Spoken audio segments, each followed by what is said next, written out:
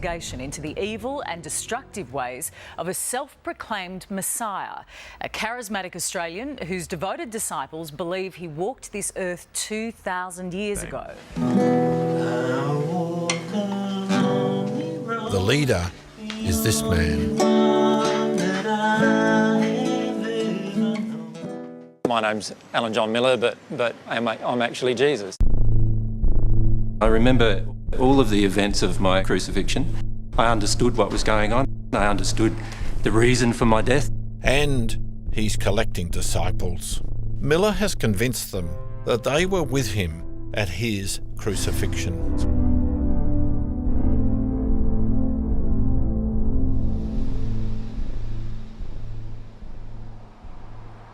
I'm on the way to Murgon in country Queensland to 2 days of teachings by Yeshua ben Joseph, or Jesus.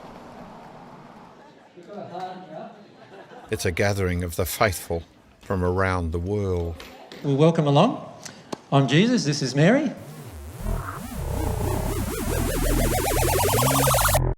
I'm Jesus, this is Mary.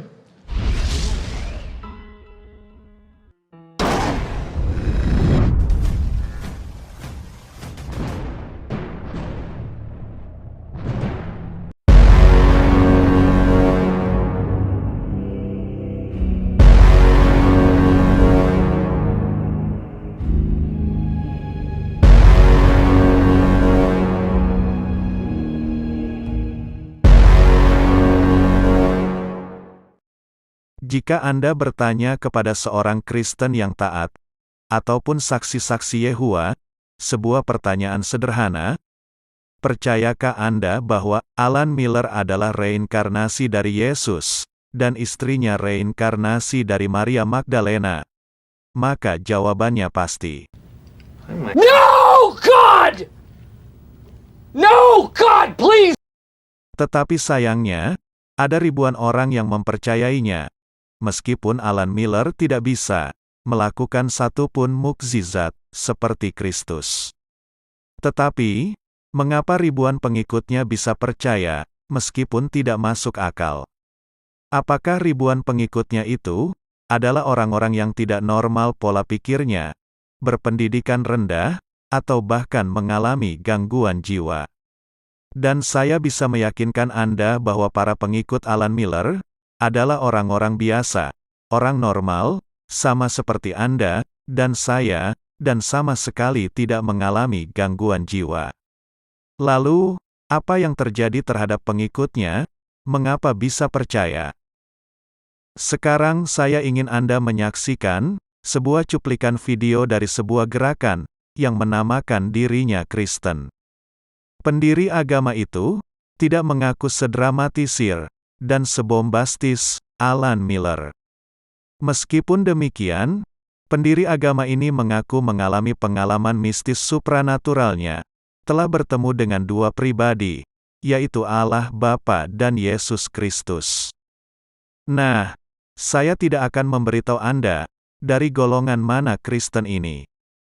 Tetapi saya ingin Anda bertanya kepada diri Anda, sebagai orang Kristen, dan saksi-saksi Yehua, apakah Anda percaya dengan kisah tersebut? It was on the morning of a beautiful, clear day early in the spring of 1820. After I had retired to the place where I had previously designed to go, having looked around me and finding myself alone, I kneeled down and began to offer up the desires of my heart to God. I had scarcely done so when immediately I was seized upon by some power which entirely overcame me, and had such an astonishing influence over me as to bind my tongue, so that I could not speak. And it seemed to me, for a time, as if I were doomed to sudden destruction. But exerting all my powers to call upon God to deliver me, and at that very moment, when I was ready to abandon myself to destruction, I saw a pillar of light, exactly over my head above the brightness of the sun, which descended gradually until it fell upon me. When the light rested upon me, I saw two personages, whose brightness and glory defy all description, standing above me in the air. One of them spake unto me, calling me by name, and said, pointing to the other, This is my beloved Son. Hear him. My object in going to inquire of the Lord was to know which of all the sects was right, that I might know which to join. I was answered that I must join none of them. And many other things did he say unto me. Saya ingin Anda bertanya kepada diri Anda, sebagai orang Kristen, dan saksi-saksi Yehova, apakah Anda percaya dengan kisah tersebut? Saya yakin Anda, dan saksi Yehova akan berkata, No, God! No, God, please! Nah, cuplikan video yang baru saja kita lihat itu adalah kisah pengalaman pribadi yang bersifat mistis dan supranatural dari pendiri gereja Mormon, yaitu Joseph Smith. Jumlah keanggotaan gereja Mormon kira-kira sebanyak 18 juta lebih orang. 2 kali lebih banyak dari jumlah anggota saksi-saksi Yehova. Jutaan orang mempercayai pengakuan supranatural Joseph Smith. Mengapa 18 juta orang bisa percaya? Sekarang, kita ambil sebuah contoh lainnya. Kita dengar pengakuan dari orang-orang ini. Dan jika Anda seorang Kristen, yang baru saja mengunjungi channel ini, tidak pernah berhubungan dengan saksi-saksi Yehova sebelumnya, percayakah Anda dengan pengakuan mereka? Yehova adalah penguasa universal, sang raja, yang mengarahkan jutaan malaikat yang membentuk organisasi surgawi. Tapi, sewaktu mengarahkan bagian dari organisasi Allah di bumi, Ia telah mendelegasikan tanggung jawab itu kepada Yesus, Kepala Sidang Allah. Pasal 2 buku di organisasi menjelaskan kedudukan Yesus menurut Alkitab. Lalu bagaimana Yesus mengarahkan organisasi yang di bumi? Matius 24 ayat 45 mengatakan bahwa Yesus telah melantik suatu budak yang setia dan bijaksana untuk menyediakan makanan pada waktu yang tepat. Dewasa ini, 7 pria terurap membentuk budak yang setia itu, dan secara kelompok, mereka dikenal sebagai badan pimpinan. Dan Yesus menggunakan Roh Kudus untuk mengarahkan pria-pria ini, seraya mereka mencari bimbingan dari Alkitab.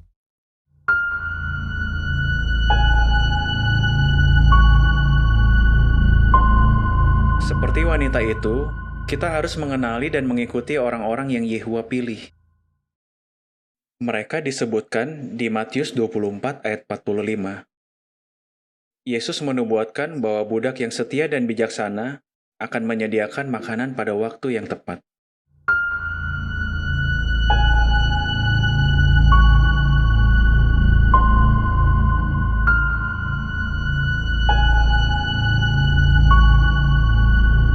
Yehova dan Yesus sangat percaya kepada budak yang setia. Coba pikirkan janji Yehova kepada budak yang setia. Dia menjanjikan mereka tubuh yang tidak bisa musnah dan tidak bisa mati. Sebentar lagi, tepat sebelum Armageddon, anggota yang tersisa dari budak yang setia akan diangkat ke surga. Sejak tahun 1919, budak yang setia telah dipercayakan untuk mengurus beberapa hal milik Kristus. Menurut Matius 24 ayat 47, sewaktu kaum terurap diangkat ke surga, Yesus akan mempercayakan semua harta miliknya kepada mereka.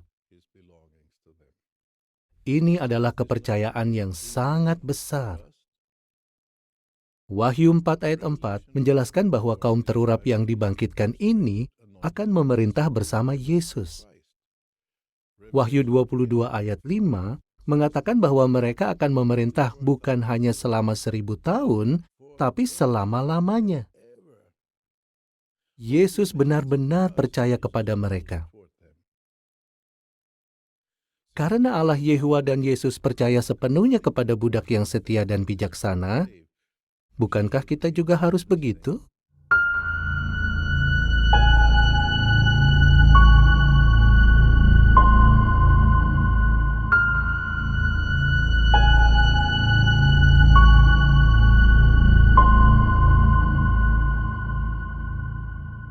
Mari baca lagi, Mazmur 37 ayat 20. Tapi orang jahat akan musnah, musuh-musuh Yehua akan lenyap seperti keindahan padang rumput. Dan perhatikan, mereka akan lenyap seperti asap. Nah, saya mau tunjukkan sesuatu supaya ayat ini bisa melekat di ingatan kalian.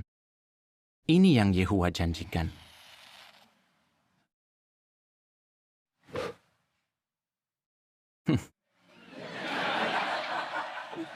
Seperti itulah musuh-musuh Yehua. Mereka akan lenyap seperti asap. Sekali lagi saya tekankan, pertanyaan ini bagi Anda orang Kristen, yang belum pernah berinteraksi dengan saksi-saksi Yehua, atau baru berjumpa sebanyak 2 atau 3 kali pertemuan. Percayakah Anda dengan pengakuan para pemimpin saksi-saksi Yehua itu, tentang diri mereka sendiri, yaitu Yesus telah menubuatkan, di Matius pasal 24 ayat 45, tentang kehadiran para pemimpin saksi-saksi Yehua itu.